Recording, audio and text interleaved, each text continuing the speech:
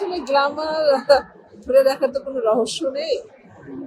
এত কাজ যেটা বলতে চাচ্ছেন আপনারা যে অবশ্যই আমি সিনিয়র। আমি চলচ্চিত্রে সেই অনেক অনেক আগে এসেছি। তো এখন আল্লাহর রহমত, আল্লাহর মেহেরবানিতে যে সুস্থ আছি, ভালো আছি। এটা আসলে ব্যাপারটা হলো একটু পরিচর্যাটা। পরিচর্যা করা উচিত সবারই। আপনারা যারা আমাকে প্রশ্ন করছেন আমি আপনাদেরও বলবো যে আপনার মানে ছেলে হোক মেয়ে হোক সবার মিডিয়ার যত মানুষ হোক সবাইকে বলবো যে আসলে নিজের প্রতি যত্ন নেবেন। কাজ তো করতেই হবে।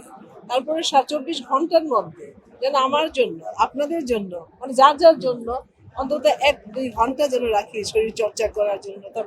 তারপর খাওয়া দাওয়া গুলো যেন একটু বেঁচে খাওয়া, মানে পেলাম আর খেয়ে ফেললাম তা না, অবশ্যই আমাদের 3 বেলা খেতে হবে। তবে মানে পরিমাণ মতো খাওয়া, যেখানে আপনার কার্বোহাইড্রেট ভাতের মধ্যে থাকে, আলুর মধ্যে থাকে। তারপর আমাদের দেশে তো ম্যাক্সিমাম ভেজাল আসলে।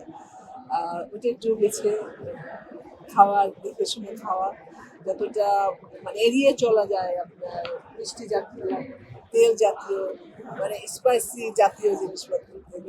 শুধু আমার জন্য না, আমি সবার জন্য বলি। আমি যদি ভুল না আমি করে থাকি আমি একটু এড়িয়ে চলি আর কি।